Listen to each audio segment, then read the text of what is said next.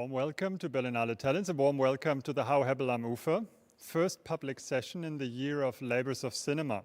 So we always promised, let's get to work, and for today I think we can also fulfill that, because for the first session we always dreamt, let's do something tangible, even if it's a digital year again, let's do something where we can see people working. And for that we have perfect friends in the house, and I have to say it's also friends who are part of the Berlinale Talents family for quite some years already, because if we speak about Wes Anderson, he is not only the wonderful director who has presented his films in the Berlinale, he is also very generous in bringing up team members, different kind of team members over the course of different years. So we had Tristan Oliver in other years, we had Jay Clark in other years, so we learned about the cinematography, we learned about how to actually make storyboarding and so on. And for this year we decided to make something special. We widened the round to also someone who's definitely not a stranger to Berlinale Talents. It's Simon Weisse, and Simon brought us more people. And before those people are introduced here, and for the next 2 hours are also on stage together with you, I would like to introduce you to someone who is definitely not a stranger to us and also not a stranger to Wes Anderson and his work. It's Andrew Emerson, our moderator for today. Andrew, the floor is yours. Let's get to work, right? All right, let's get to work. Thank you, Florian.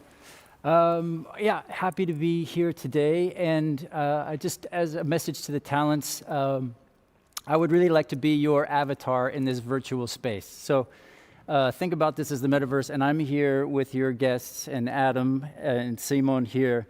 We're here for you today. And so as you have questions, just let us know. Put up your digital hand. There'll be a queue, and we're going to work out some of these kinks as we go.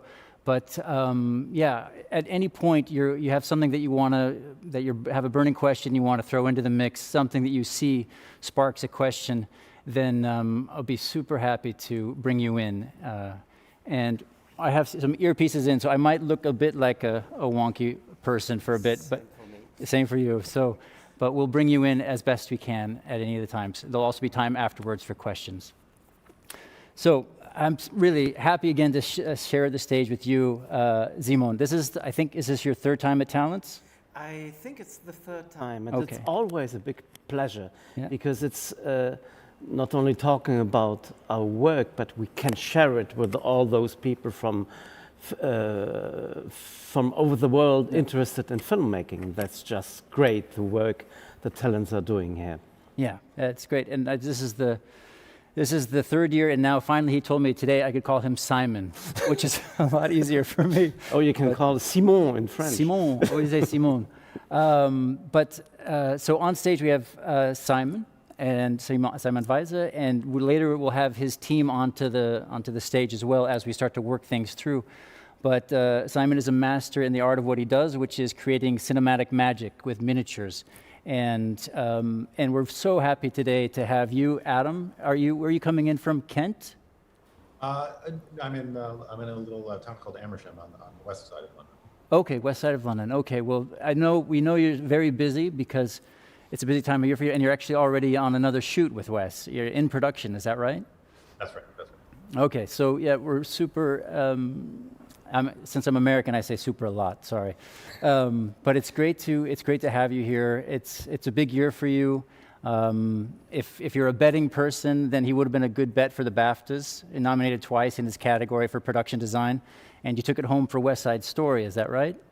That's right. Yeah. Okay, and then this is also your 5th Oscar nomination that just came out for West Side Story. No. No. Fourth. Okay. Maybe I'm just projecting.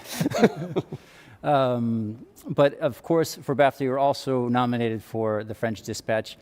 And so today we have this opportunity with the two of you to look just a little bit back, starting with maybe the first film you worked on, and to start to understand the process that you two have come up with over this journey in these films you've been working on together.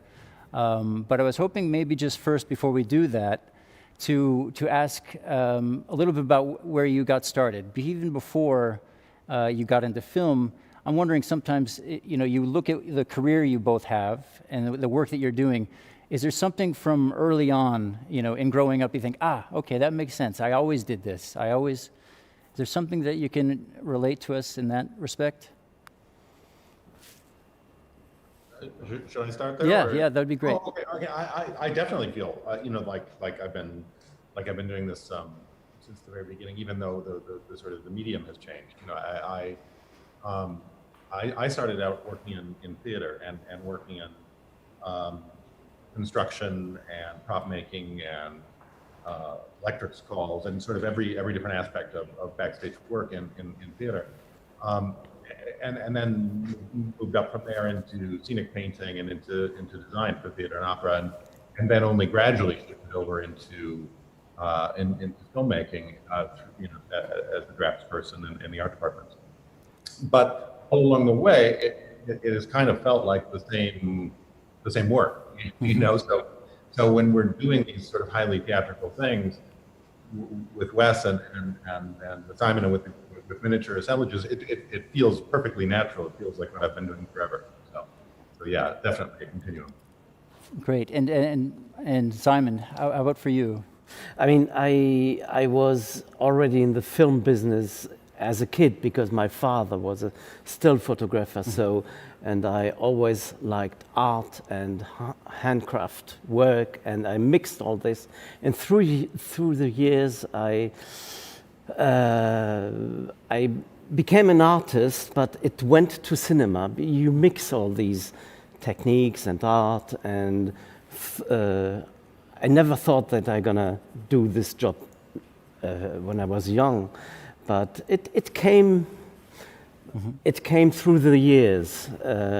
You start on one film as a trainee, and then you carry on with something more important later. And then one day you have the big chance to work on a film like The Adventures of Baron Munchausen by Terry Gilliam, and then you end up working with Adam, which is just fantastic. So it's a long way to get there. Yeah.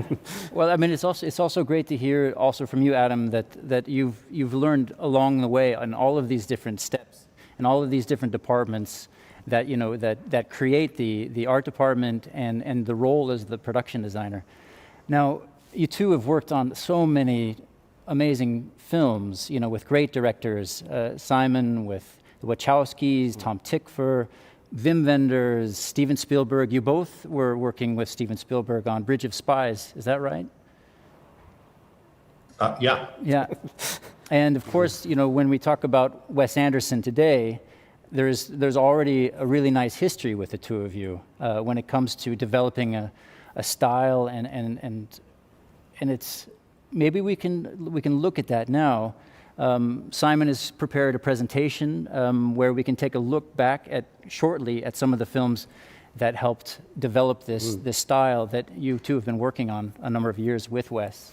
What I can explain is that we knew because the crew of Wes was shooting the Grand Budapest Hotel in Görlitz, which is near the Polish border, and they used an ancient department store where all the sets were built inside. And while they're shooting there, we have built models and mainly the outside of that hotel in Studio Babelsberg. So that's how we came together. Yeah. But it was a bit separate because they were so busy in Görlitz. So you're creating two different worlds, but it's what's so beautiful about this film and the way that I feel about Wes Anderson's films, and I feel like maybe a lot of the audience and talents will as well, is that they're like little cinematic gifts. These things that are given to you that are, perfectly packaged and beautifully and tastefully gift wrapped. And so for this one, you had these two elements coming together: the live action, which you were shooting, Adam, and then these miniatures that were brought in not so that we as an audience feel that they're real right before you blow them up, but they're actually they're a character in these films. And it feels like it would be great to sort of understand from you, maybe starting, Adam, where these first discussions, if you can remember back 10 years to, talking with Wes and his team, Jeremy Dawson, and it was Robert that was also shooting this, Bob Yeoman. Yeah. Mm-hmm. So maybe you could bring us into sort of this development of this style. Well, I mean, to some there's a good bit of that I can speak to. Some of that is sort of is a question that in a way only Wes could answer. Because it's very much his vision for his movie to be using this technique. But I can say that thinking back on Grand Budapest and how this conversation in particular started, there were kind of two parts to it.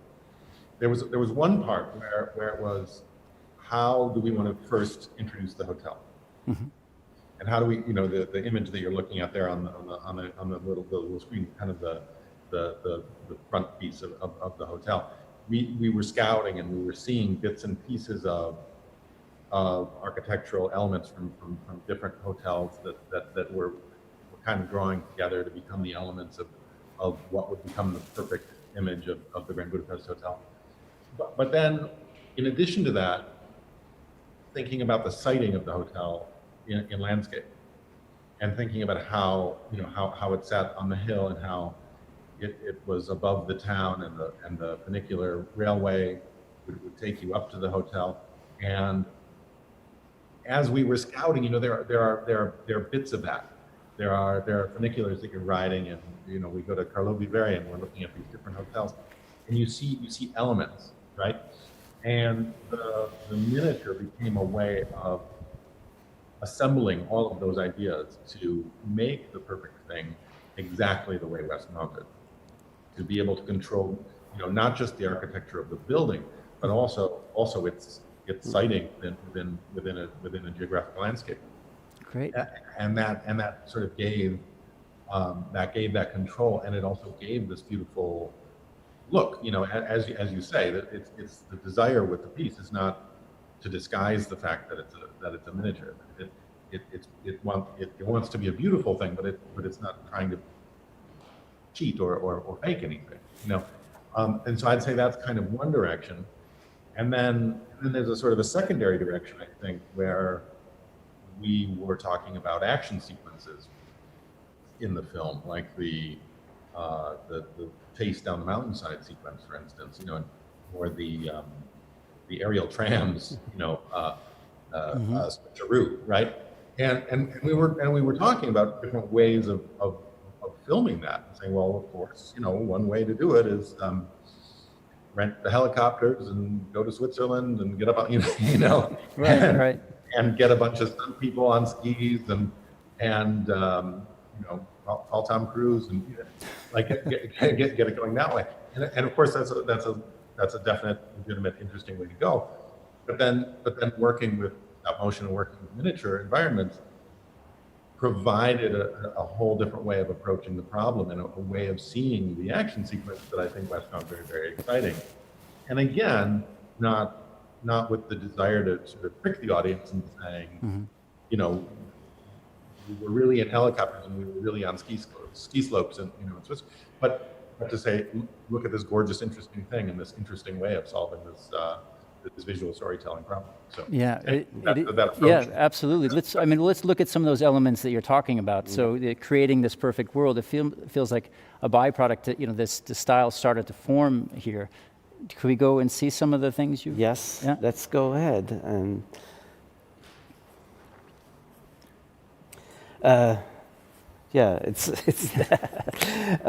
so I chose the Japanese poster for this because the Japanese, apparently they like Wes Anderson so much that but I'm also very proud that our model made it to the poster in the end. This is what we see in the film.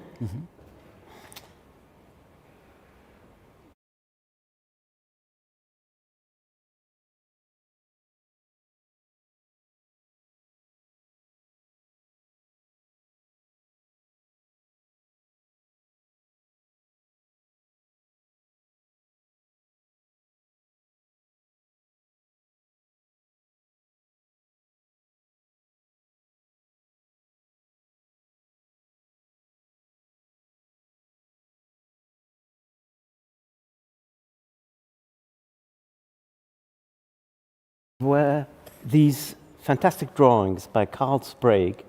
He is quite doing a lot of concepts and drawings for all of the films we have been working together.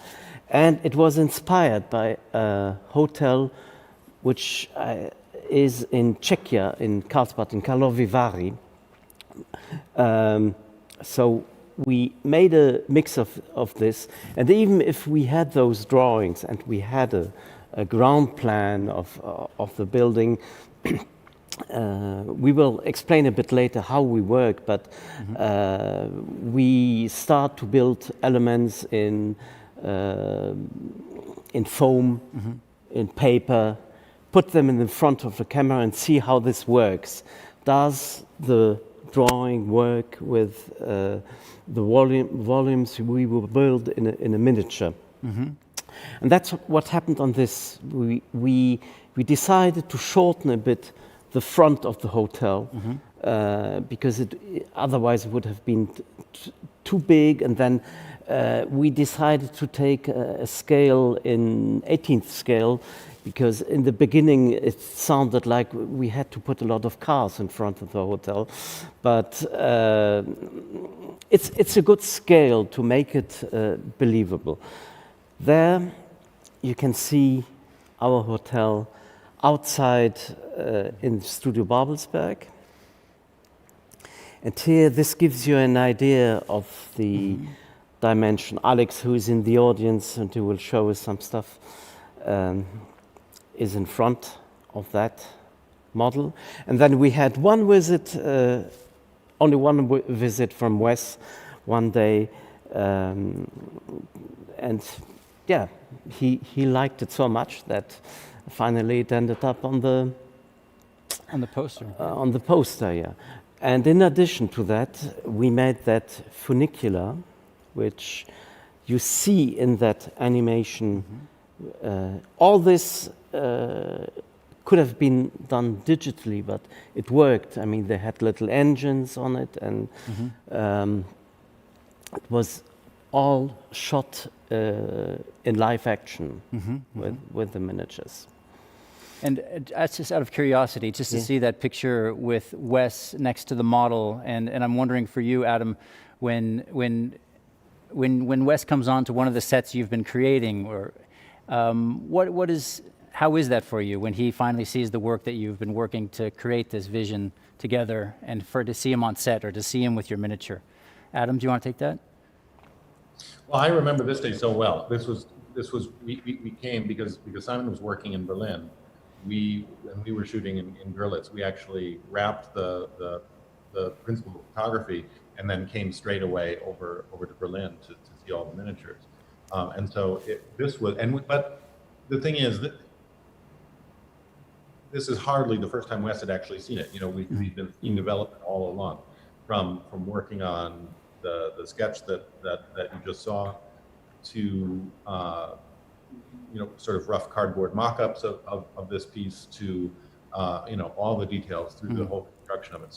So he knew the piece very well. So finally coming to see the finished thing like this is sort of a great celebration. It was a really great day. Don't you think so? Yes, and I remember that. I mean, it's not only Wes and you; it's also you have behind always a great art department who's developing all this, and we have to sort out all the ideas and all the research you also make for the films. And it's not only a work between Wes, you and Jeremy and me. It's a whole crew of nice people which you find, which I find, and we trust in all these people, and all this comes together, and that's just fantastic. And I think it's a kind of work Wes and you appreciate with us and with other people working on all these films. Absolutely, and there's history with these team members too. You know, you spoke a minute ago about the sketch was done by Carl Sprague. Well, yeah. Carl's been with Wes longer than I have. He was working on Royal Tenenbaums, and then he came with me to New Orleans to work on 12 Years a Slave, and then out to Germany to work on Grand Budapest. and so it is, and the same is true of many, many of these team members. And so it really is a family, which is a lovely part of the whole thing. Well, before we move into the next, we want to briefly take another look at the next film that you two did together, which was Isle of Dogs. So we dropped the live action part of it when we're getting into the stop motion. What were some of the lessons you wanted to take over from Grand Budapest into how you were going to work and design this next venture out?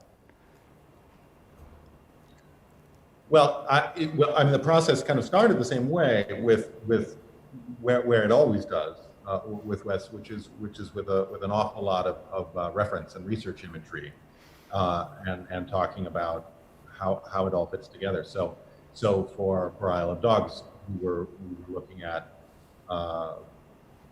trying to figure out the nature of what Trash Island is, and looking at loads and loads and loads of pictures of that and of the trash trams, and and then I think we're about to look at an image of Megasaki City, and we're looking at all the different buildings and trying to sort of pin down which one is which. But we had come from this experience of knowing now how fabulous and how wonderful these sort of large format miniatures could be, and so it was kind of a great starting point to say, okay, here we go. This is going to be amazing. Let's get drawing. So what was different for us on Isle of Dog? It's a stop motion film. So there were, I must say, two different model making crews. One in London. They did all the bigger sets in a bigger scale. Let's say, I think it's about 7th scale. To animate all the puppets. What we did here in Berlin is a lot of miniature sets with no animation on it, like landscapes, or some animation. So that was a different work from what was done in London. And it was funny because when we have sent all those miniatures to London, the people there said, "Oh, we are getting miniatures." They have been doing miniatures as well, but in another scale. So it's a different work. It's for the puppets, and what we did is like when you shoot in a live action film a landscape. We did landscape. We did this Megasaki City, which you will see now. We have that bridge over here, and to give you a size, a sense of the scale, we have built this. I don't know the scale in Berlin, and then this was a bit an exception because there was animation on that bridge, but there was so much to do that some of the sets in bigger scale came to Berlin. We had that fantastic refinery. So this was funny because this drawing came. Who has drawn this? Do you remember, Adam? I would have to look at a zoom in on it to really tell. But, okay. But this is a great point to mention that working with us also on this one was Paul Harrod, who is the other production designer on the film. Yeah. And this one was developed. By Paul of the actual refinery. Yeah. The difficult thing with this was that we have done a lot of miniature sets, and the image was just stable, just one shot, and no camera movement. On this one, there was a false perspective, and it was so difficult. When the camera moves, we couldn't build a refinery with a deepness of 20 meters. So I've built this all in false perspective, but when the camera moves, it's not right. But it goes so fast that in the end, the audience doesn't see it.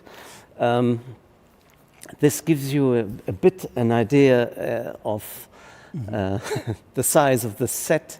And I always want to show my crew, because, as I said, you with the art department and with my miniature department, it's all those skills from all the people who are working together with model making, painting, working with mold making and stuff, which you pick up every skill of everybody to try to put this together.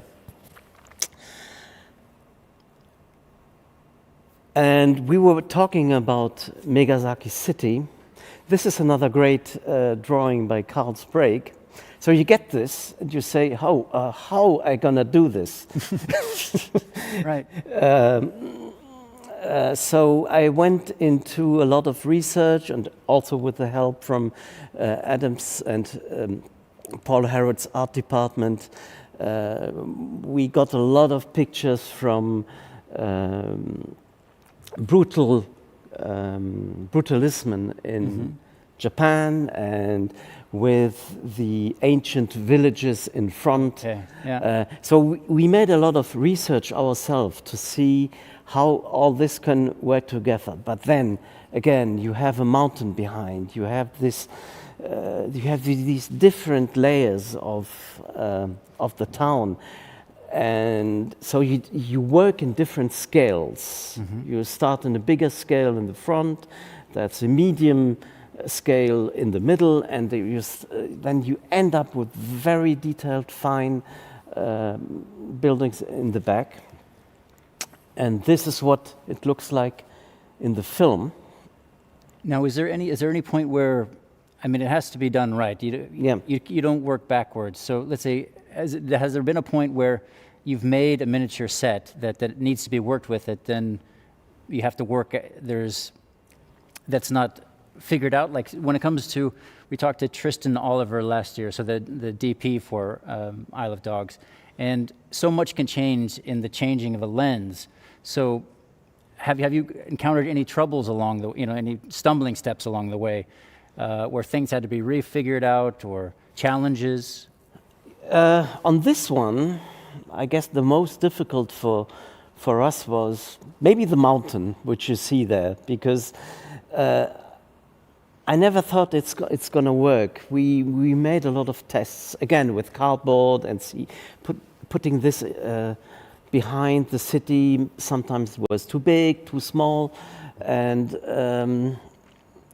there you see that we start to work with polystyrene volumes in front of the camera, and we move all this to see if it works, because on the drawing it's a nice drawing, but sometimes, as you say, you have to change the lens, and then you change the lens and it doesn't fit together.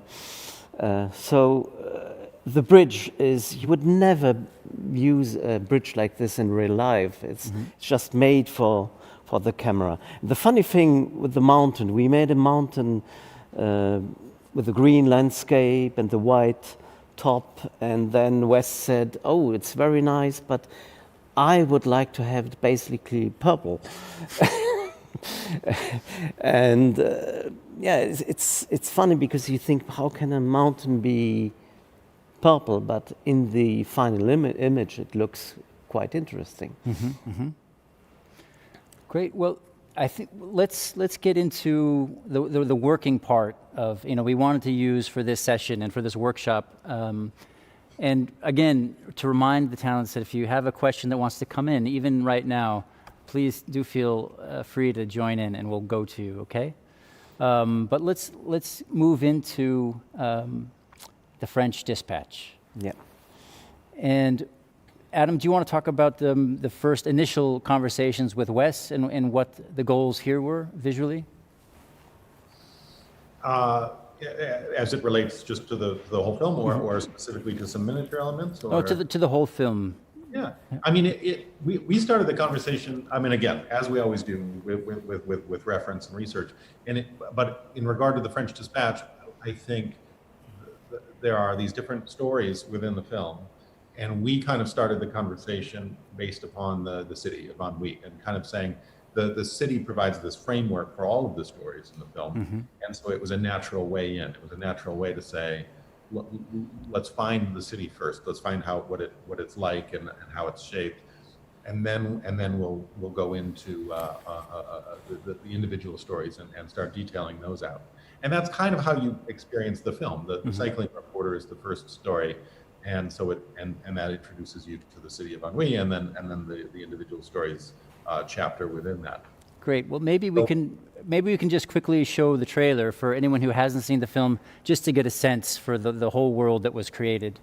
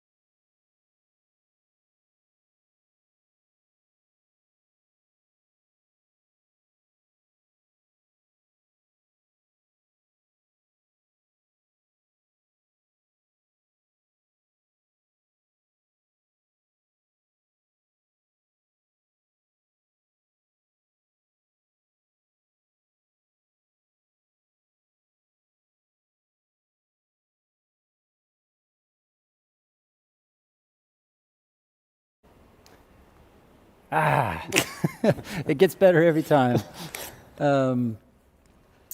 So you were talking about the research of getting into the city, and so now we're seeing a bit of the city, and this is, if you want to start about these concept art, where you're starting for where you're going to be working with Simon in Berlin and the beginnings of these communications. That's right. So I think it's is the lower left the bicycle on the notepad, right? So we actually that was one of the very first, because it's the beginning image of the beginning story. It's kind of where we started, And so we're pulling together. We're looking at all these images of Paris and of different neighborhoods in Paris, and the Charles Marville photographs of documenting the neighborhoods before they were torn down, and we're kind of saying, well, how are we going to do this?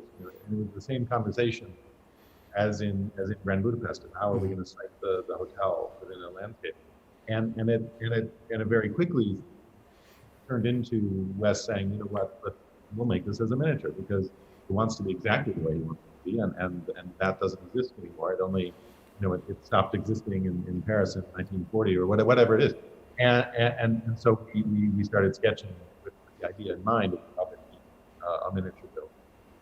And then that idea started to snowball, and it started to become, well, you know what? In fact, we could do these miniatures as a bookend piece to introduce each one of the stories. In fact, so then we get to the printing press, and we get into the rest, and then it snowballs further, and it becomes, well, now we're down the road. Now we're 8 weeks down the road, and we've been scouting and selected Angoulême, the town where we end up shooting the film, but it doesn't quite have the vertical scale that we were seeing in the reference imagery.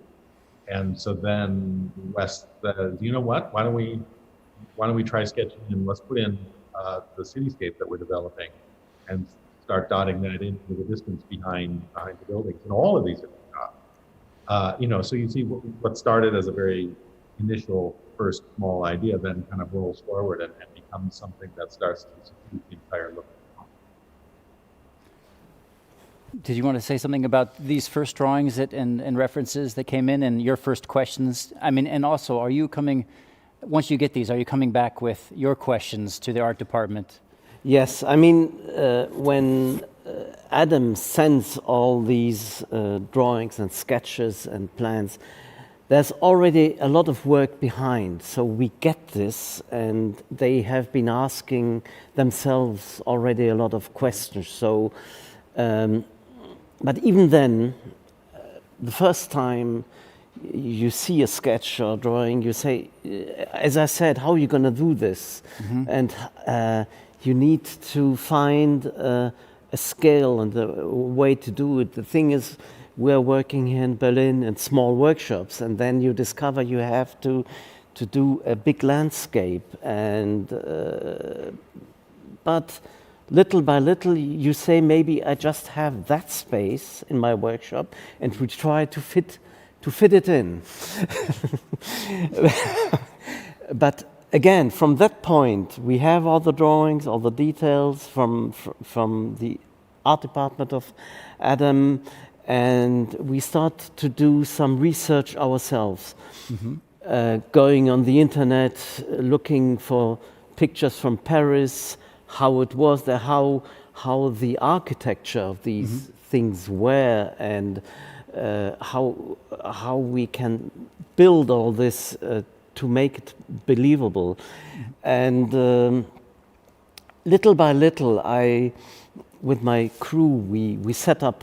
It's a thing. We set up a cardboard or foam model step by step in the front of the camera, and then I show work in progress pictures, and most of the time it works quite well, but sometimes we have a return. No, you have to change this, but nobody before thought of this problem. But Adam, in the end, maybe Wes says, I want this a bit further right or left. And Adam, you were gonna, I could see you're jumping in here. Well, would it help? I feel bad.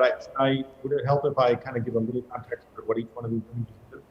I'm sorry, could you say that one more time? I missed that. yeah, Would it? I feel bad that I didn't give context for these. Would it help if I say what each one of these is a little bit? What each one of these frames are? Yeah. We can. What is the next slide we have here? Okay, no, so we go back, yeah. Yeah. If you want to say something about each of these, yeah? Just very quickly, the Yeah. lower left is what I was describing of the introduction to the city, Yeah. and seeing the whole landscape. The upper left, of course, is the introduction to the French attached building. So this sketch is based on a location in Angoulême where we had the sort of basics of what you see in front of you, but the building was shorter. It didn't have the French dispatch sign on top of it, so that all was a piece that we were designing to be built. This time and to be composited in. You see the little thing I was talking about raising the city on the left-hand side of this image. The vista of the city isn't really there in real life. That was something that's designed to be an augmentation. The upper right is the Goliath transport airplane, where the Rosenthaler artwork is transported back to campus. And we designed this thing and then built a small section of it, knowing that we would be handing over to Simon to be building the entire cutaway of the airplane to sort of nestle our build set into as one little square. And then the bottom right is a piece of the cycling reporter story where he's in a construction pit where a great marketplace not unlike Leal, was knocked down to make a shopping center.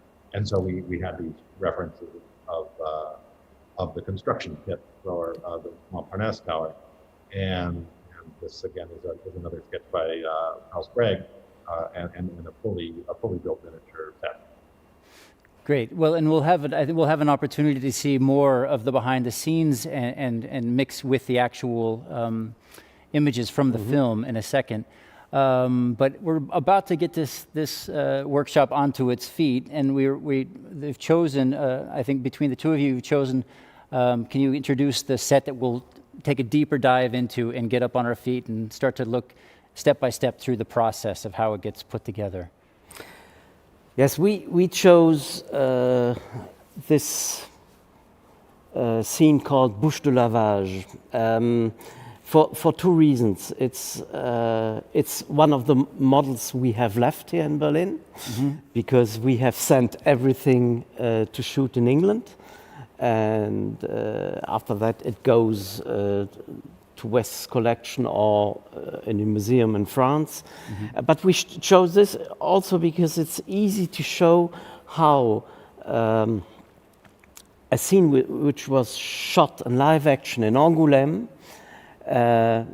we will go through the steps how it was in the beginning. So they're scouting after the storyboard, and then you choose a place in Angoulême where you add a lot of scenery on it. And then in the end, once it has been shot, we have been asked to change some of the background. And this was done with our miniature. So what we will show today is actually not really the end product as it has been seen in the film, but it's just more to see the technique, how we combine these techniques together. Great, great.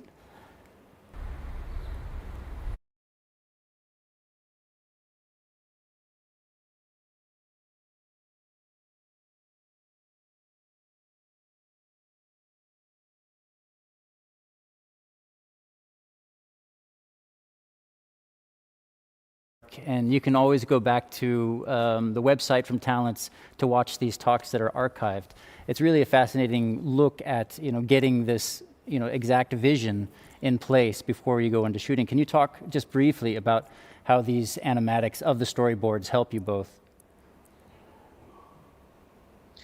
I can start with that. Yeah. It's something that's developing. Sometimes Wes has developed it in advance. Sometimes it develops as a conversation as we look at locations together. That was the case here. Okay.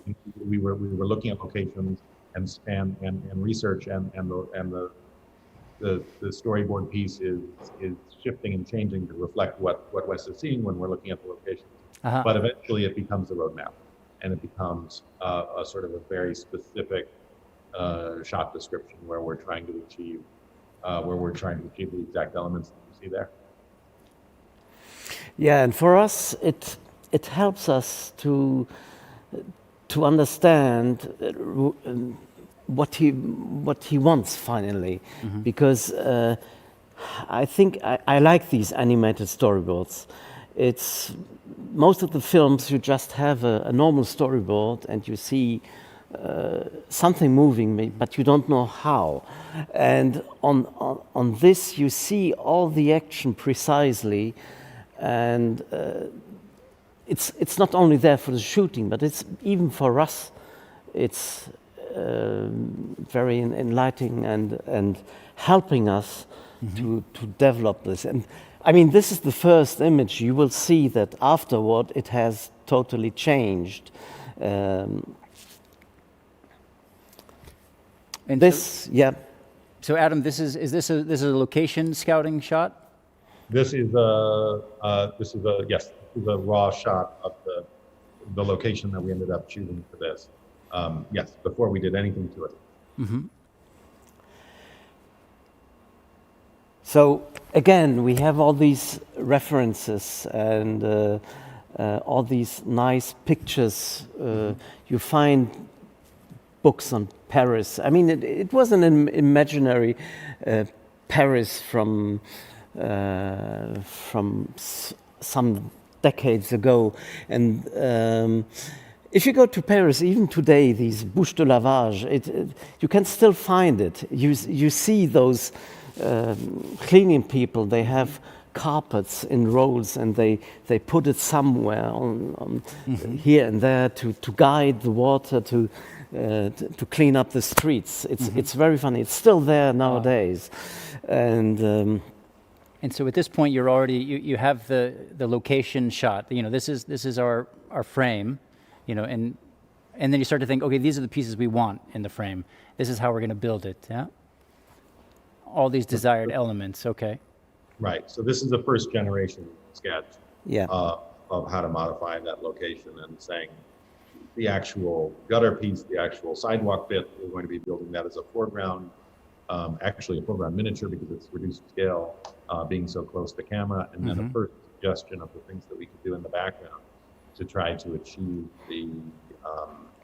the specific elements that we saw and discussed in the storyboard. So the laundry moving by, the woman beating out the rug in the window, et cetera, et cetera. Okay, so I mean, this is an interesting point that in the foreground, this is an easy miniature decision. Say that let's make this miniature because it's up close in the camera. Does it break down that way where you say, okay, I'll take you, Simon, you take that foreground, I'll take that middle, and then you do something more? Does it break up that way? Yeah, but in this particular case, we built the foreground miniature in France because it was part of the actual shooting. The actual shooting. Okay. Yeah. Okay. Great. So next drawing. Just now, this is just the process of developing. Yeah. The thing, sort of refining. This is now taking that drawing and starting to integrate it into the actual location to say, now for real, what are these pieces and how is this really going to work? Oops, sorry. We have more drawings. It's interesting to show all these different states of the concepts. You know, and this is again now going very specifically and saying, okay, there was a dog in the board. Let's put it here, and sometimes we even start just flipping and saying, what if this element is here? What if this element is over here? And then what you're looking at is one image, but really there are 30 of these. You know, of saying, well, try it in this window, try it in this window, try it in that window. You know, yeah. And as well, you're seeing a first generation graphics pass here of saying, well, what if we did posters all the way along that wall? What else can we do with that wall? All that garbage piled up in front of it was distracting. We didn't like that. Okay, try it. Let's try posters. And is Wes wanting to be a part of every decision? I mean, at one point you say, okay, do you want posters? Is it a constant back and forth, or? This is a constant back and forth. Wes saw every single one of these that we're looking at. Right? Okay. You know, and as well, by the way, in that last one, we saw that was the first moment when the idea of replacing the background in the city entered the conversation. So this is interesting because you have been scouting there, and you talked about the elements you added, not only the shops. And I think graphics are so important. It makes the things live. But maybe you want to talk about, I mean, these are technical drawings, but maybe we are not really involved in this because you have been building all this in Angoulême.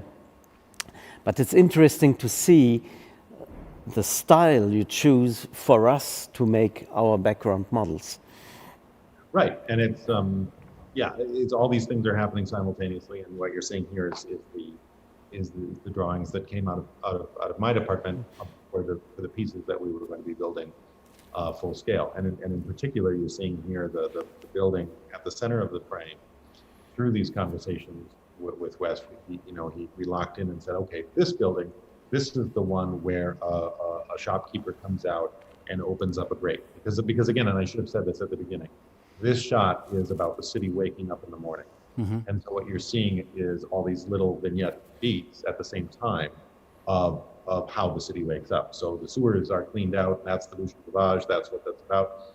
A shopkeeper comes out, opens a shop, somebody's beating out a rug, laundry is being put out. All the activities of a city coming to life are taking place within one frame. So at this point, we've narrowed it down and said, okay, the shopkeeper with the gate that's opening is going to be in the center left of frame. And then this is the sort of detail development of the facade piece that we're building and skinning onto the existing building, which of course isn't storefront at all. And that's all based on a reference that we picked out of a building, a shop front that we like. And then I believe these drawings are by a woman named Olivia Belfort, I believe, developing the specific architectural detail of that. And another of the same. Yeah.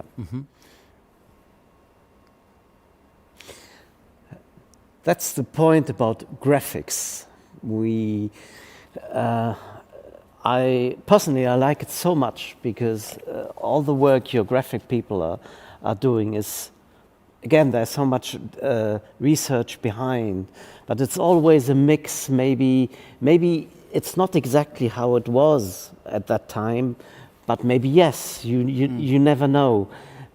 But it mixes up very well with the whole set, and even in our miniatures, because sometimes you will see it later. You have these graphics, and on the miniatures you barely see them because they are so small. But if they wouldn't have been there, the miniature will not work. So you need all these little details, and graphics is a big part of it.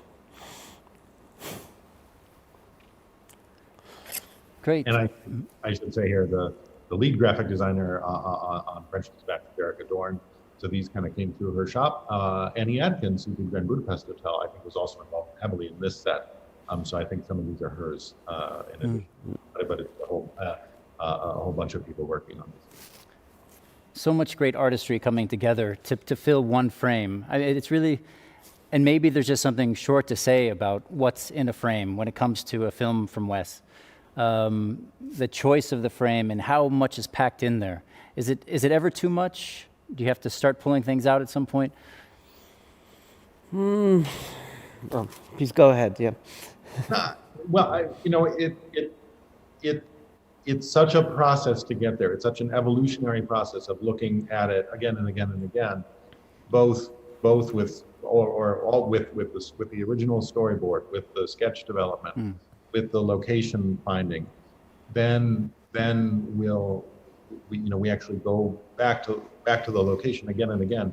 We brought mock-up pieces of the actual gutter. And we kind of temporarily rig it in and set it up, and then come with a motion picture camera and shoot a test of it, and then we take that material and we look again. So it's an evolutionary process, and yeah, at points Wes will say, that thing isn't actually working. Let's yank that out, or that's too many posters along that wall that getting distracted. Let's take half of them away. So yeah, the removal is part of the process as well. But it's also because we are working on these miniatures for weeks and months sometimes, and sometimes we think, this is looking good, and once we shoot it in the last minute, we will have to make changes on it. You can prepare everything you want. The shooting, the light is different, the camera is different, and we try to prepare some other stuff to just be able to change it in the last minute to make it. And sometimes Wes also comes up with an idea, because we send him pictures and while we are shooting, and says, can we take off this and replace it by another object? So we have to be ready for this in last minute, and it's not always easy. Great. Well, just as a quick introduction to this, because this little clip that we'll watch now was edited by Burton Pierce. By Burton Pierce, who was actually on your team for Grand Budapest, yeah? Yes. And so he's been documenting over the years, I think for a film that he made for himself, but also posting very generously on YouTube some of his clips that give you a sense of scale, that show some of the work that goes, the massive amount of work that goes into such small, beautiful pieces. So let's watch this as an introduction to the crew that will then come on the stage as we start to work out these different parts of how you figure this out.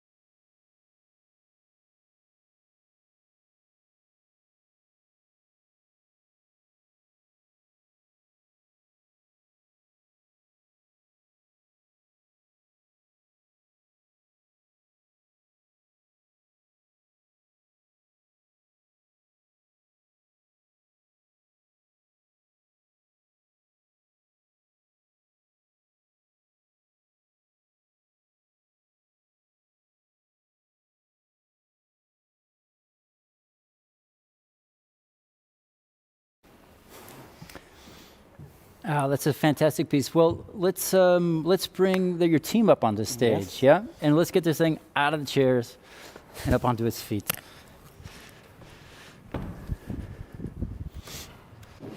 So, Adam, we're just going to start with some more of the references that you guys had for the show. And we have Cindy over here. Simon, do you want to introduce each of your team? Well, this is Cindy Schnitter. We're working together since, I don't know, a very long time, but it's never long enough. So, so we see a few more of the reference pictures, and you're doing some of the research as well, Cindy? Yeah, I think everyone do in our team, and this is for Bouche de Lavage, which we will show like in a second, and we.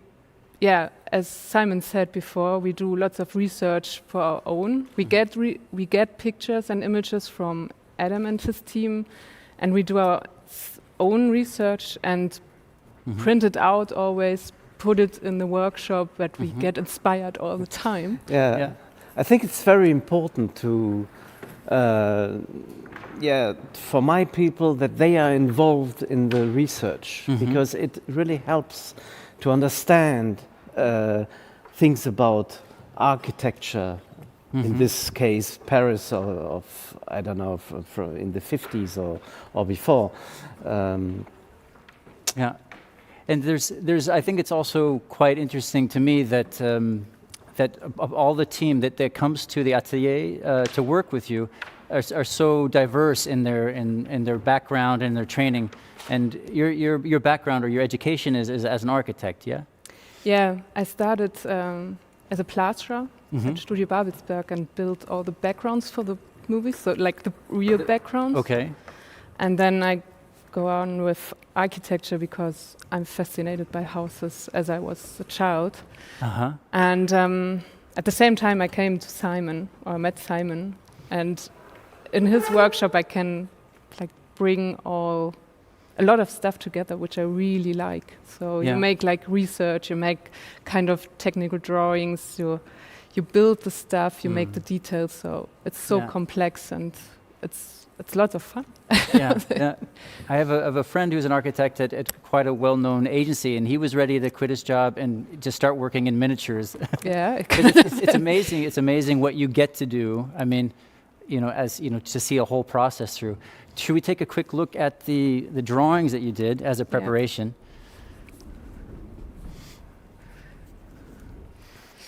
So yeah, what are as this is the first step, can you take us through the steps, Simon? With Cindy? Yeah, we have the storyboard, we have some research pictures from the art department. So it's different. Sometimes we get plans, really detailed plans to build our miniatures, and sometimes we have to do this ourselves. I don't know what I prefer. It's a mix. I think it's better when we do the drawings of the research we have done, because it gets you really into the model, how we're gonna build this. And then you notice that if a specific lens is chosen for the shot, you can't just build a normal model. You have to build it distorted somehow. The roof will be distorted, or it will not be as deep as a real house. So you have to consider all these things. That's why we do all this process of researching and drawing ourselves. Yeah, Cindy, is there something that you'd want to sort of point out? Is this just about internalizing or bringing this model inside of you with these drawings, or? Yeah, I mean, I got this image of this drawing and other stuff, and also like images, what they think of how it looks like. But if you start like building something, you really need to know how like a door or an entrance area is working really in detail. So we start the research, and for myself it helps when I start draw it by myself, really like in detail, that I know how I will build it. So that's why I'm doing this. And for this example is the cityscape with a bike in front, and Lucy did like the same. We have the house, then the image we got, and then we make like a real plan with combined images and our own ideas, and then it comes to life. We build it. Yeah.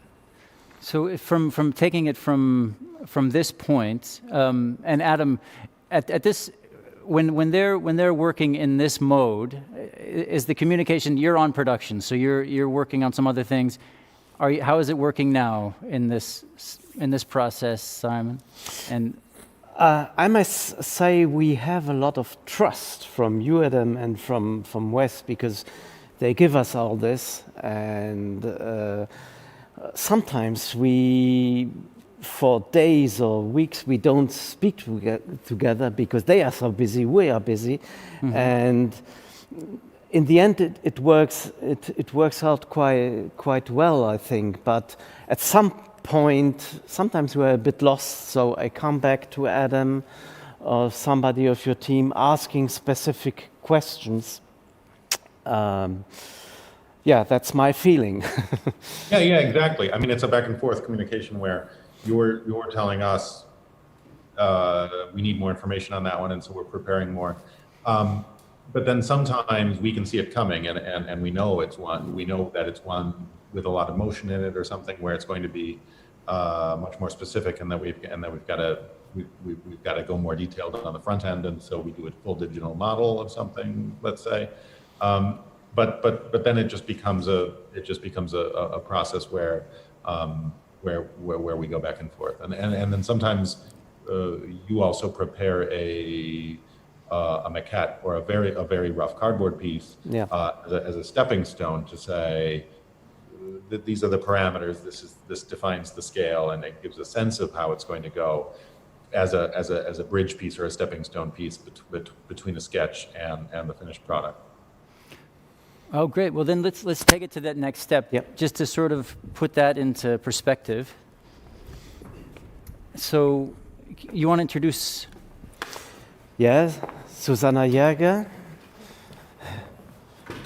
Well, let's actually, maybe yeah. we just can introduce the whole team The whole quite team, quickly yeah. before everybody goes into their modes, because I imagine that, you know, in my visits to the workshop, it is such a joy to come in and see everybody working on the different elements. So just, I mean, we met Cindy, but you tend to tell me where you put your focus on in the workshop?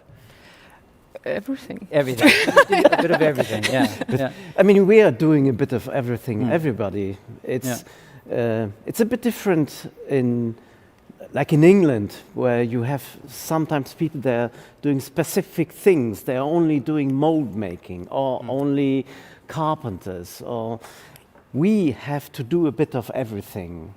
As Robert Wiesner, he's also working since a lot of time with us, but he's a bit more specialized in prop making, I guess. Yeah. He came to us. Well, how did 2010. Yeah. 2000, Yeah. yeah. And how did you? I mean, how did you come to Simon in the first place? You were already doing the work. Actually, I was doing prop making on my own for some time, Yeah. and in 2010 I found out his number, and he was working on the Three Musketeers movie, and it was annoying him so often that in the end he said, "Come over, let's meet." And then I had this like an internship at the prop shop for the Musketeers in Babelsberg. Okay. Yeah. Okay. And so you're working a lot with the modeling. I mean, with not the models, but the Like the mold making. mold making. Actually, I mean, I enjoy mold making, and as we see later, for like facades or anything like this, the molds are quite easy, but there's also much more complex molds with various pieces, and I like working on them. Yeah. Yeah. Okay. And then Susanna, introduce yourself and also your background and how you got into this world. How I got into this world. Yeah, well, like my background is fine art. I went to art school, but I went to art school in a time where conceptual art was like the thing, and you know, painting was dead, and it frustrated me a little bit. So I don't know. I turned to stop motion animation because it was like a combination of all things that I really loved. Because I'd seen, you know, some Wallace and Gromit and some great work by Svankmajer and so on, and I thought, oh, this is what I want to do, and yeah, that's my background, is like stop motion animation. And when did you join the atelier with this team here? I joined. Well, we'd worked together before on live action movies and also on a stop motion movie that was shot in Berlin ages ago. Yeah. But with Wes, the Wes projects, I joined for Isle of Dogs. Isle of Dogs. Yeah. Okay. And then we'll. There's some questions specific about Isle of Dogs and how that helped bring us into, you know, this program that you'll introduce us, and also bringing these two worlds of the stop motion into this. But yeah, introduce yourself. Hello, I'm Alex Friedrich, and I know Simon for, I think, almost 30 years now. Yeah, I guess so.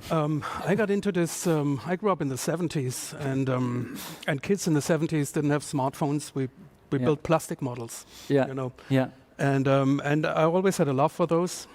And then when I was 10 years old, my mom took me to the movies, and I saw Star Wars, and I got hooked. Yeah. And then my father, he used to do macro photography of insects and plants, and he had these interesting extension tubes for his camera lenses. I thought that's maybe the same scale as models, you know. And I started photographing my models. And that's when the magic came in. When you take a picture of a model. So it doesn't look like a model anymore. It could be huge, you know. It erases kind of that it's just a small thing that you made with your hands, and you put a background and you put some light, and it looks like something real and big. And that got me hooked, and that was. I mean, it's always amazing to think of what driving force behind it to make that miniature movie magic, you know, happen. Yeah. I mean, it's amazing. Probably, I mean, the fact that how much you learn just playing. Yeah. It's basically, it starts like that. Yeah. And then it becomes work. Then it becomes work, and a nice kind of work. And introduce yourself as well. I'm Gerald. I'm Gerold. My career starts, my first profession is I learned carpenter. Carpentry, yeah. And after this I start to studying architecture. Yeah. But before I was a volunteer at a video company. Okay. We made some broadcast things and Yeah. we made music videos and industrial films. Yeah. And so I had the combination of crafts and movies, and I was really interested in. And during my studies, I was desperate because you need money, and I asked my my former boss, Yeah. do you have something to do for me? Do you have a small job or something like that? And she told me about a project, a movie project from a SFX company, known SFX company in Berlin and in Europe. And they built the TV tower Okay, put that in 10 scale. Yeah, great. And there met I Alex. So I met Alex. And yes, it was for me just a not looked target, you know. Yeah, yeah. Or It's something an like open, destiny. Yeah, yeah, I thought I knew in this moment, oh, that's it. yeah. That's it. I can combine my work with my interests, and since then I had a lot of fun during all the projects, and I learned a lot. Yeah, yeah. So what is interesting when you meet all these people is that nobody of us, I think, did a school learning miniatures or prop making. Right. I think we have one guy, Peter, who has been learning in London course for prop making and model making. Otherwise, I called it learning by doing. But everybody has got his skills, and combining this all together is so interesting. Great. Yeah. And even my daughter is taking over maybe my job in a few. Well, it's not very often that kids want to take over the parents' work, but when the work is this is, then it makes sense. Yeah. All right. Well, as Adam mentioned, you were sending these maybe the next step in the process from these drawings and sort of getting these internalized is to look at how this is going to work on camera and also on paper. So why don't we take a look at that? Why don't we set up the first? And maybe Susanna, you can tell us a little bit of the background of how you developed this new approach for the studio with Simon. So. Yeah, well, I think we first used the software when we were making Megazaki City. Because it's such a complex set and it has a lot of topography involved, and so we needed to get it right. Yeah. And we realized it would be really helpful if we could set a camera up, but also overlay the camera image with the design image to just see what we're doing, basically, to help transform the two-dimensional design into 3D, like the real world. So so this is what we prepared here. Okay. And it's bouche de lavage again. And it's actually quite a simple model, and well, it has its own perks, of course, but it's like a set extension. And so we always start with a cardboard model.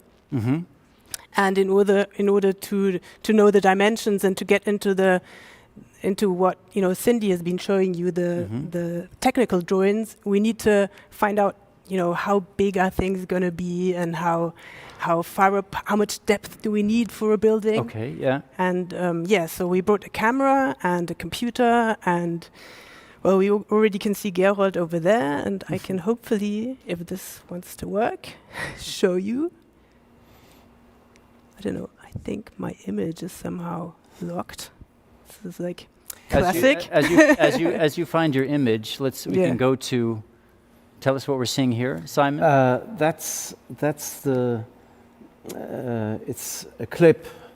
It's the rough image we got before the model was in the picture. So maybe we can have a look at this. Okay. Yeah. Ennui rises suddenly on a Monday.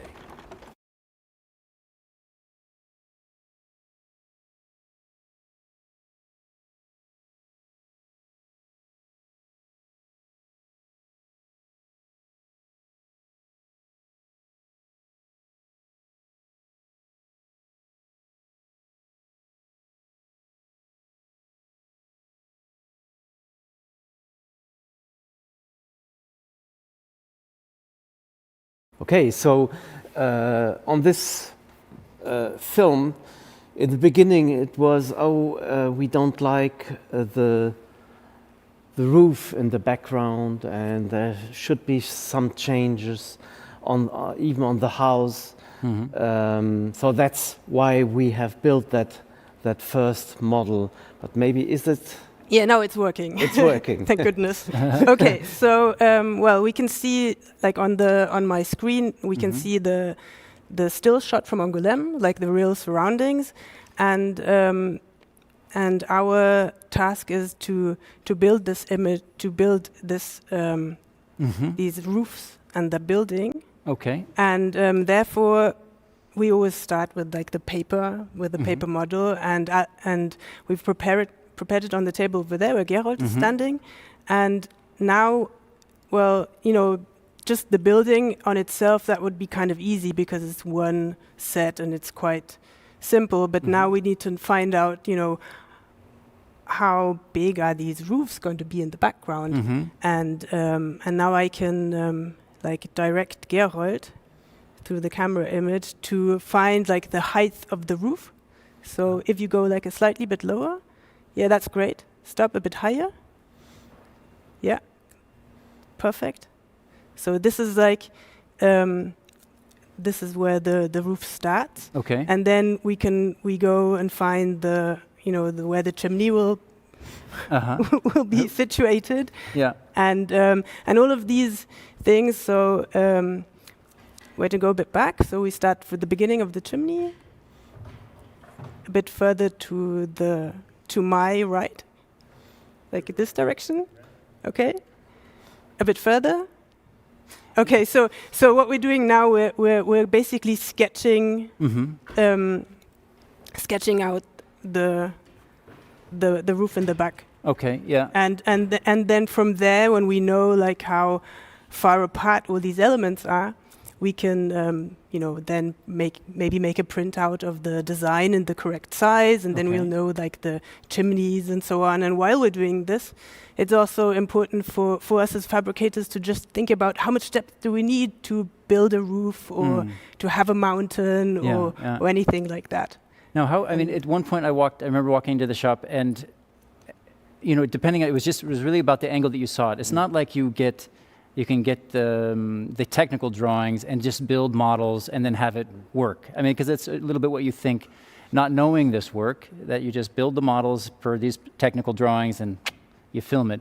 But it's a matter, can you talk about how this helps you figure out the perspective of what you're wanting to do? I mean, it's helpful to have drawings and the concept before. And now, on these last films, Adam has always sent views in 3D, just drawn in 3D and with 3D models, which is helping us and to get a sense of scale, how we build it.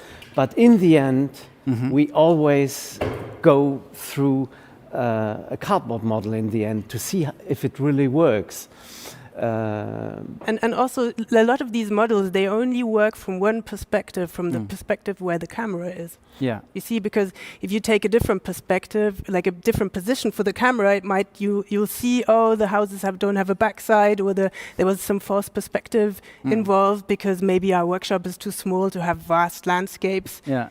For real, so we kind of squash everything together, or maybe it doesn't fit out of the workshop door. That can also be a problem, you know. There's a lot of things that we consider, but we always work together as a team in order to find out, you know, what we need to consider to bring it into the real world, and then we get creative. Like this is just technical stuff, with the camera and the computer and these drawings, but. Yeah, I think Adam, it makes me just think just quickly about this. Your background in theater. If you consider the audience being in their seats, and you have these flats coming in. Can you talk about the theatrical elements? Because that's kind of what we're seeing here. These theatrical elements, creating the stage. Absolutely, and everything that you're describing about perspective and how it. And how it only works from a specific place is exactly the same the same set of principles as in theater. And but also the other thing about you're talking about the size of the workshop, and that's the same issue you run into always on a stage, because you're standing on one right now. There's a very limited space, and so you're always trying to use those tricks to say how can we cheat. And how can we pull perspective to make a very shallow thing look like a very deep thing, or a very short thing look like a very tall thing? And so it's an everyday thing. But also in these films, it's also being able to show your hand a little bit, to let it play as a set. It's quite beautifully. At some points, there's absolutely, and there's a joy to that. There's that the things that can simultaneously work to sort of deceive the eye in that way of being believable as what they're supposed to be, but always feeling like a sort of a special thing, like a special object, like the Grand Budapest Hotel miniature is a magical thing that's different and better than if it had been a full size. If we had all the money and all the space and all the time in the world and had actually built a full size hotel, it wouldn't be nearly as beautiful as the scale piece. Yeah, it just captures a certain part of your imagination that makes it so beautiful. So what's the next step once you've sort of found the lines? Yeah, once we found the lines, we do the technical drawings like Cindy showed you before, and then we start building. And like we actually brought like an in-between stage and the finished model with us today, and maybe we should show it to you. Great.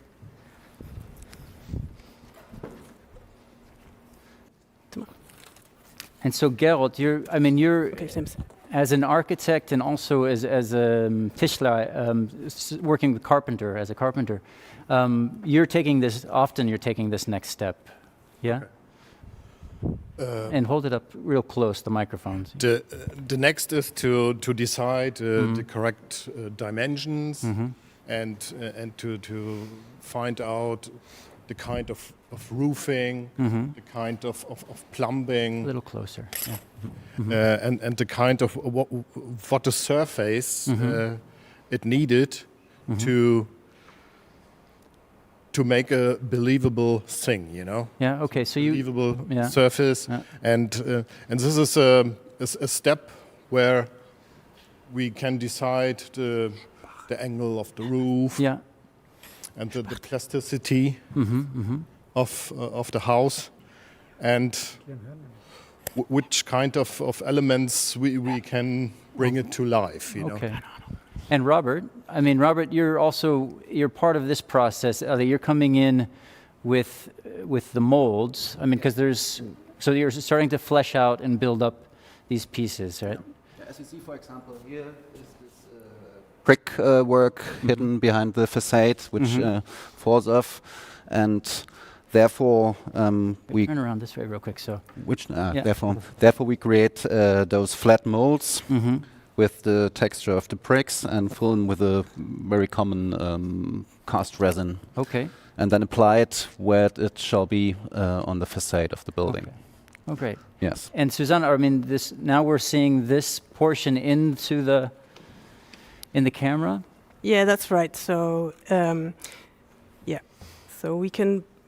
we have the drawing and there's the building, and and so we can also pull up the actual image. It's not quite 100% right now because of the situation. Okay. Anyway, so sometimes at this point we will send it to Adam or show Simon what we've been up to in the workshop and see whether it'll work, because we're already getting quite precise. and then if people like it, we start, putting on the textures and the bricks and the paint and thinking up ways of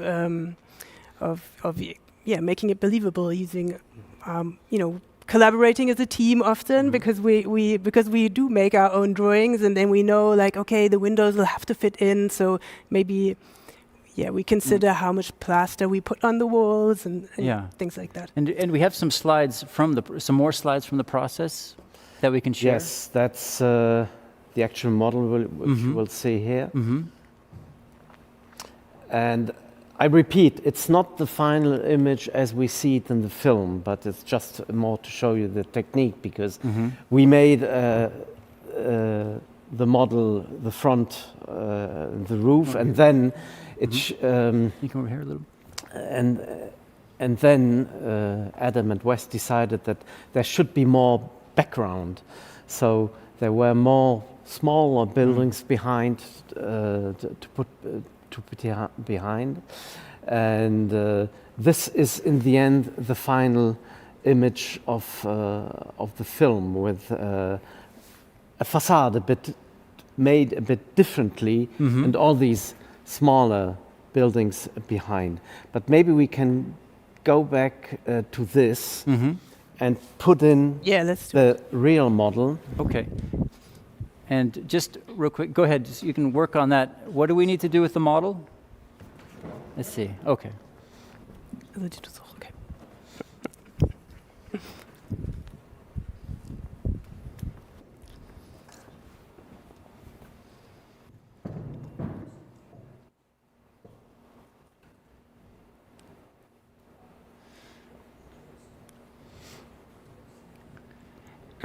And now we're finally seeing the actual piece in.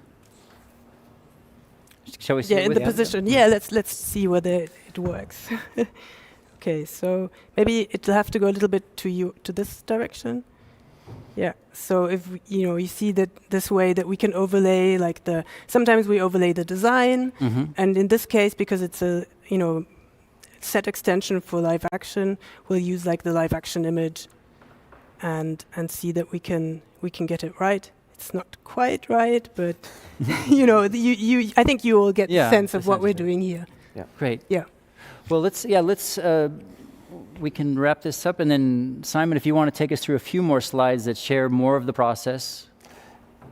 Yeah, I want to show you. This is thanks to Searchlight Pictures, we got the final. Ennui rises suddenly on a Monday.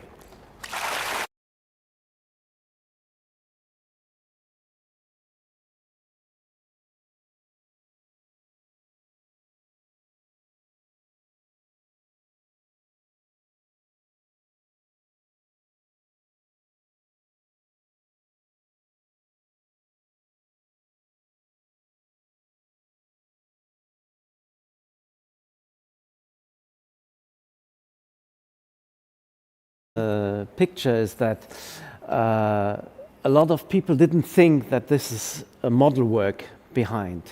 So I said to myself, okay, that's good. If people don't see this as a model shot, even if it looks a bit artificial, it's a good thing for us. And unfortunately, most of people think, oh, this was done digitally. But then you go through a time to explain how we do and why we do this. And that's very often the question is, why didn't you do this digitally? It's so easy. And I think, no, it's not easy. If you want to get good digital images. And to choose this shooting with miniatures in this case, for example, is just that artistic choice which I like so much. Yeah, and Adam, can you weigh in on that as well, because you do have that choice, right? You have that choice to do it in a special, in VFX at the end of the shoot. So, can you talk about that decision? Well, in a way, this is VFX at the end of the shoot. It's just VFX at the end of the shoot with a different set of tools in the toolbox. and I think it's everything that we've been saying all along here to say, well, what is the thing that you get, you know, and the thing that the pieces that Simon and that the whole team are making are these beautiful things, and so it's just a different way of solving the exact same problem, and it's saying which is a more interesting a piece to composite in there, a digital painting or a miniature, and this one has so much beauty and has so much life and has so much charm to it. It's an exciting way to go. Yeah, and lighting wise, of course, I mean, you have some control there. And well, let's see a few more images that you've prepared. Because I especially like that one. That's the construction pit where we talked already about a bit earlier. I like this one particularly because at one point I think the art department wanted to build this in Angoulême in a much bigger scale. Mm-hmm. But then it was so big that it came back to us. So we have that drawing there, the first drawing on the left, on the top. And on the right, there was a cardboard model done in Angoulême, which I've seen there. And we went to... This one was a difficult one because the perspective on the right, on the left was so complicated that we were not sure that we will get the good result. And then we had another problem. The workshop in Kreuzberg is quite small, so the buildings on the right and the left just finished on the floor. Okay. we could barely take them out.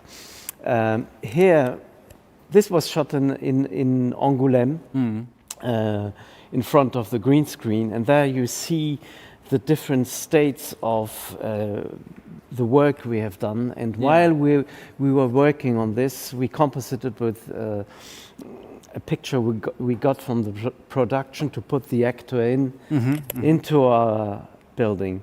Now, there's one question, because as you're choosing, deciding on the scale that you're going to have, is there a point where you think, okay, we're going to base the scale all around this one image? And I'm looking at the cement truck.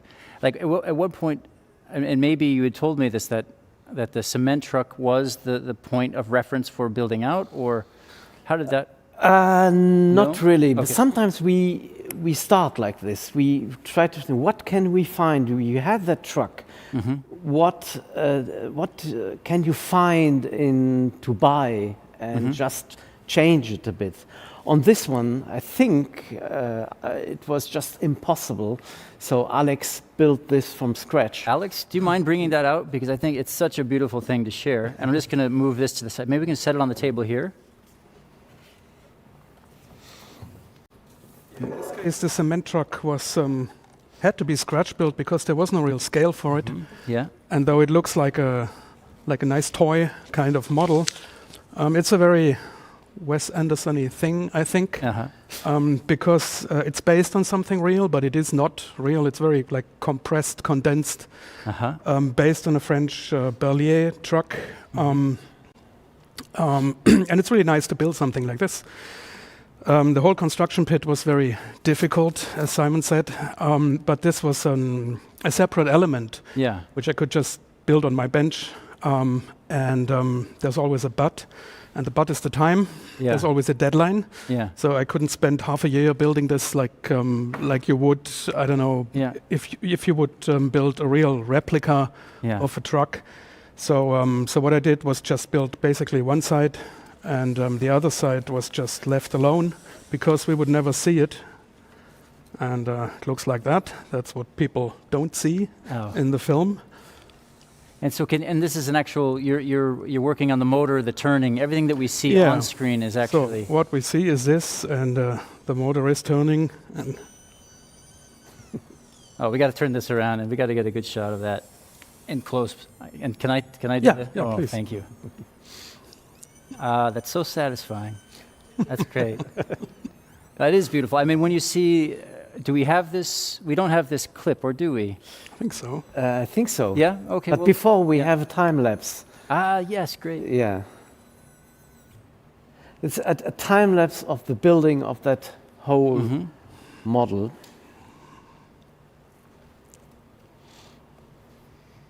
So you see the different elements: the cardboard, the shaping, you got the styropor in there.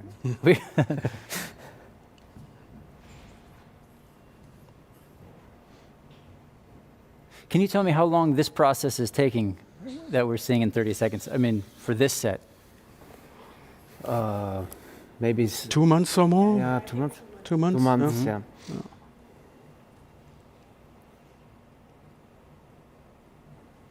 That's, okay. Yeah. That's it. Here we go. Yeah. And I have the final clip super. from the film. On this site,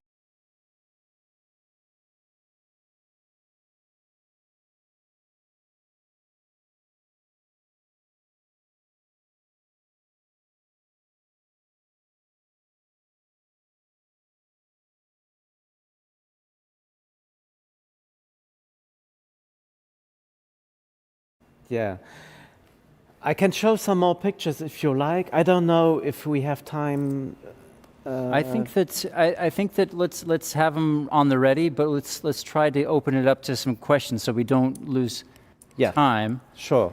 So we can all hang out around here at the workbench, and any questions that go for the team or for Simon or for Adam. Again, the way that it works. So if you're in the webinar as a talent, then you just need to raise your digital hand and we'll put you into a queue with your questions. And while you're thinking of your questions or while you're raising your digital hands, I did write down a quote from you, Adam, that I wanted to run by you.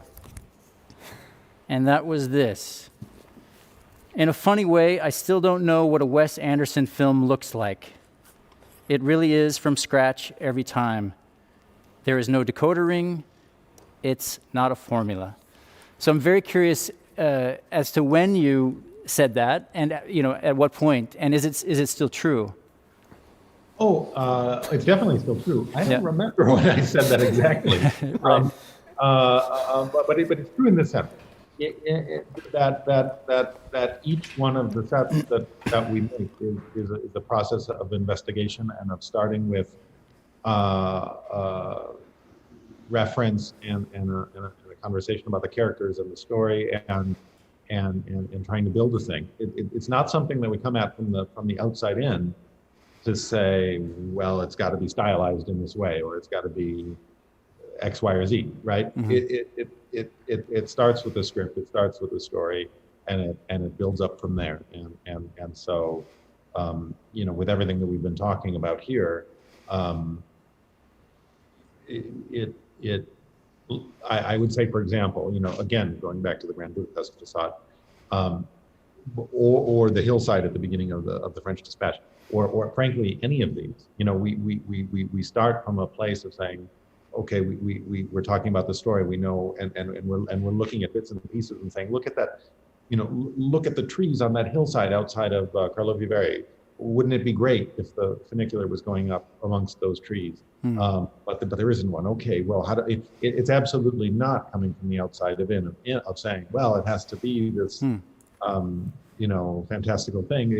It really starts from the building blocks and builds up to solve a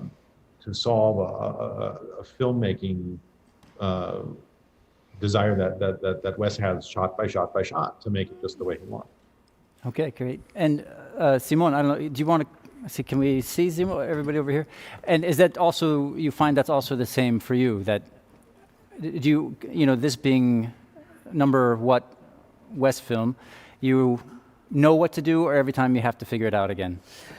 I think it's right. It's the same thing. Every time it's a new challenge. You can't say, okay, I'm gonna do it easier this time because we have done it like this and like that the last time.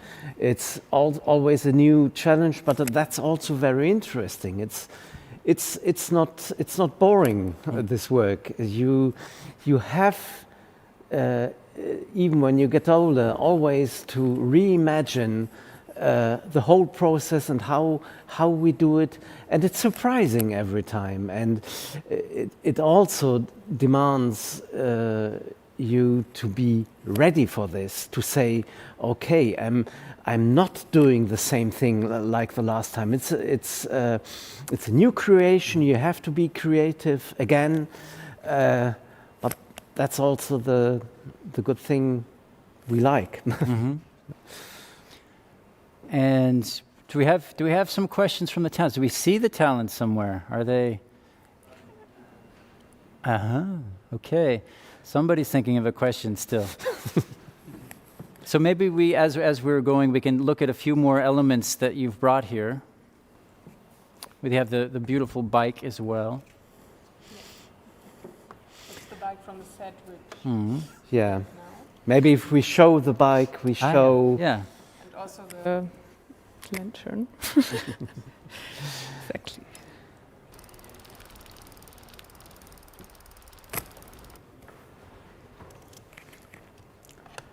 But that's the drawing we have seen a bit earlier about Ennui-sur-Blasé, which in English would be boring on arrogant, something like that. Here, do we need to come over here, or is it okay? Are you okay? Yeah. Yeah, I'm okay. Yeah, and that's what we see in the film, and that's the famous bike which existed as a real prop. I think they had 10 of it, something like that, in Angoulême. And I mean, the choice could have been we shoot the real bike and we put it in that image, but it's not the same. You put this in the front of a camera. It gives life to that image, and but maybe we went too far with this. This looks like after he goes down into the metro. Oops. So just to show you what we said before, we build a set like the miniature set like this, and we have our workshop and we try to fit it in, but in the end there was no more place, no more space for the workbenches, but we pushed everything in the corners just to fit in that town which was finally shot in Studio Babelsberg. Beautiful. Simon, we have a question on screen here. If you would you mind introducing yourself and where in the world your window is? Oh, I'm sorry. This is for me? No, Adam. This is actually, there's somebody from the Talents has a question for you guys. Hi, can you hear me? Yes, we can hear you. Hi, my name is Merve. I'm joining from Turkey. And I have a question about about matching the footage and the miniatures. I was wondering if you're working on the sets, do you also have the footage of the actor that's going to be composited to the scene? And how is the process of matching the lighting of the miniatures and the actors? Or are there any considerations during that process? Do you want to start with maybe you start with the part of the question which has to do with having the footage of the actor or the pictures of the actors, and then Adam, you can take the lighting and with the miniatures. So sometimes we get it, sometimes not. It's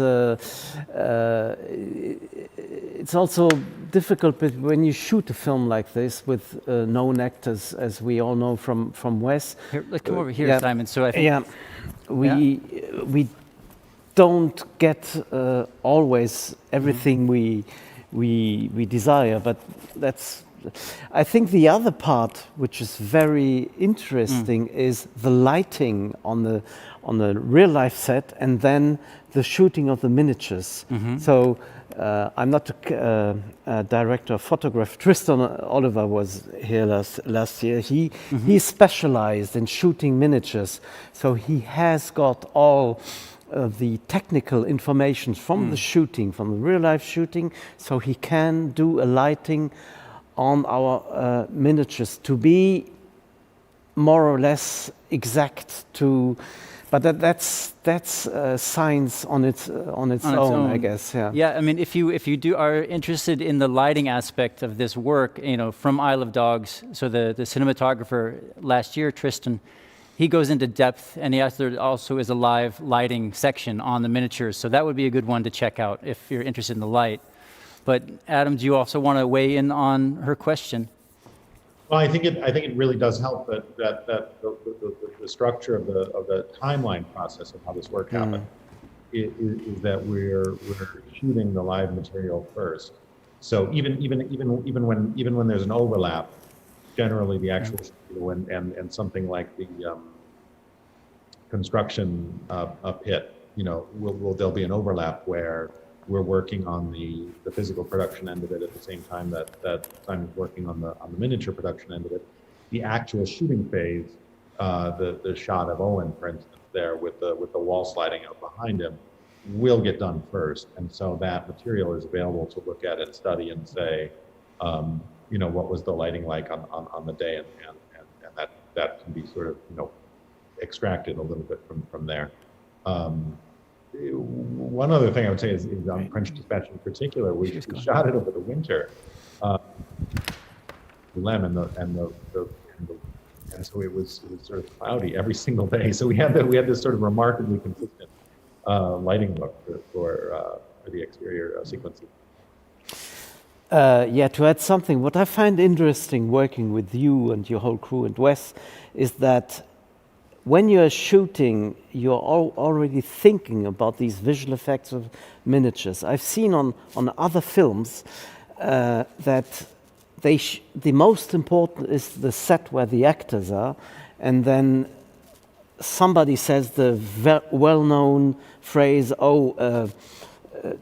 just fix it in post, or we will do this in post. So nobody cares about how the final image will look. And that's the interesting work with you and Wes, that we combine, and we are already thinking in advance how we're going to do this.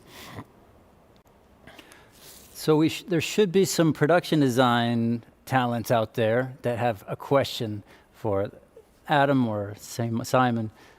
So keep them coming in. But we can keep on looking through some of the elements that you've shared.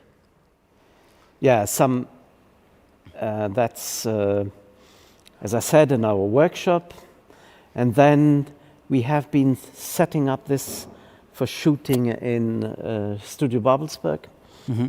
And it was shot outside, but we shot it under a roof because he wanted natural light on this. Uh-huh. You could have done this in a studio with a lot of equipment, but Wes likes this natural light on shooting on the models. It's not always easy when you are in February in Berlin. This is interesting. In the film, actually there were 4 sections, an introduction and then 3 different stories. And at the beginning of each section, we had a part of the set rebuilt more or less, not the same, but as a model. So this kitchen here, which introduces the last section of the film, is a model. This was the kitchen by Nescaffier, if I am right, from the real film. And we had to imagine how to build this as a model, and the discussions went here and there, and what we finally got was that easy drawing on the left. Okay. Yeah, I mean, but it was decided it was a top-down. It was a view from the top. Okay. So one of my crew members made the drawing on the right side, and we started from that to build that kitchen. Mm-hmm. And we chose a scale, and a 12 scale, because we could find a lot of stuff from doll houses. So that was one of the smallest models we have ever made, because it's really tiny.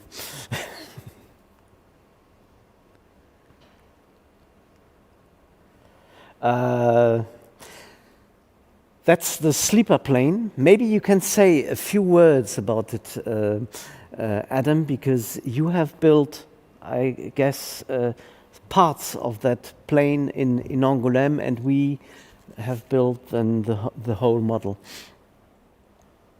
Yeah, exactly. I think what you're looking at there along the bottom, it was the sketch for the built piece or set that we did full scale.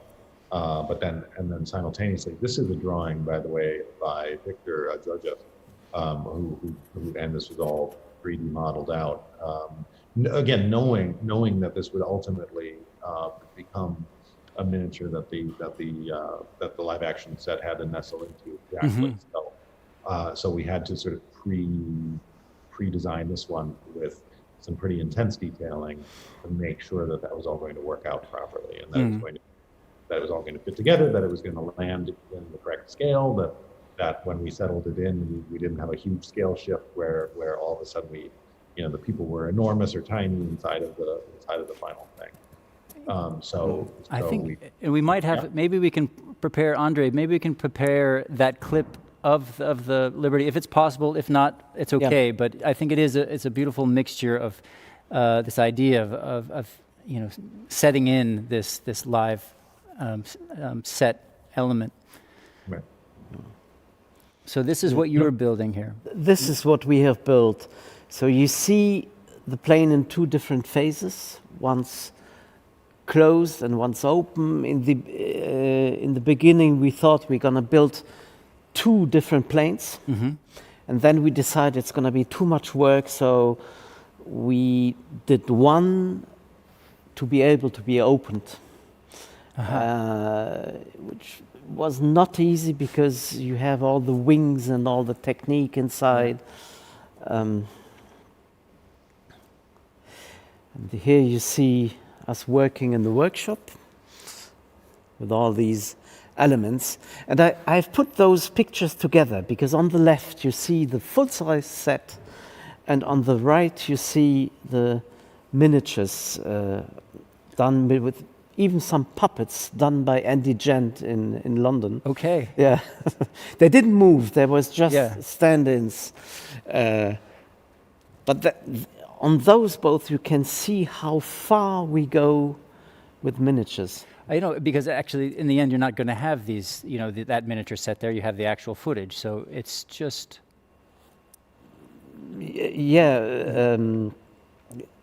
That's all I have got, the footage. Yeah. And can we play this? Yeah, that clip is ready. This is just a great clip from this section with the Liberty plane.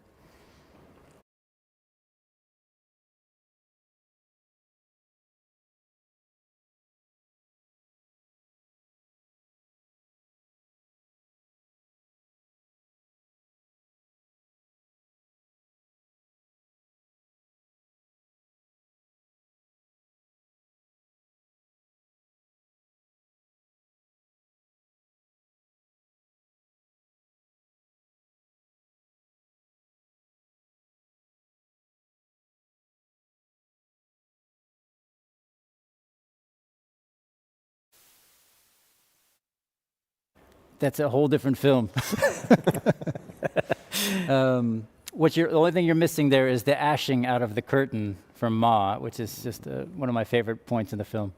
Okay, so we'll just have a couple more minutes to wrap up. We have a few more slides, which times out just great.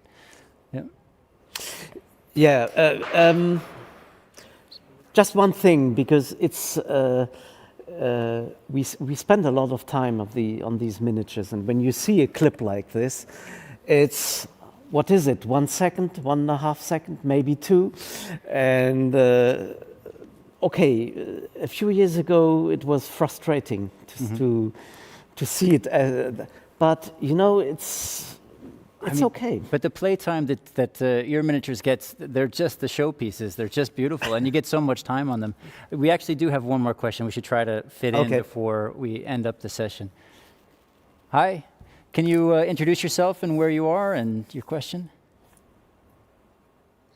Hi, Camila here from Brazil, based in Czech Republic. And I am really interested about the process because each time the studios wants everything more defined to approval. And I saw that it's a lot of drawing, but there is a space for creation. So I am interested in how Adam deal with this alive process. Thank you. And can you tell me a little bit more specifically? Like you're asking about the leaving creative space open through the process, or about the miniature process? Because I saw like they are all the time doing this. I mean, they are all the time creating. It's a process of creating step by steps. And sometimes I saw here in Prague, the studios want even the props model making before drawing and perfect, you know. And I saw there is more space to respect the creation process. So it's like that, or? Yeah, well, very much it's like that. I think that the team of people that you've met today are an incredibly valuable part of the creative process of making these things, as are all the other artisans who are working on the full-scale scenery. And I kind of think my job, you know, is to work through with Wes to make sure that we're all going in the direction that he wants, but to allow everybody to be bringing to the process all of their unique skills and abilities, because that's how you get these really amazing things. You know, another way of answering the question that we were talking about earlier of why bother to do this at all, right? Why not just do a digital painting? Well, you know, because everything in these movies is handmade.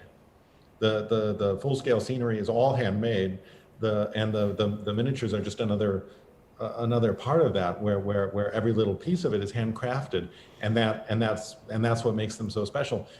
But to do that, you're sort of specifically saying the people who are hand making these things, that's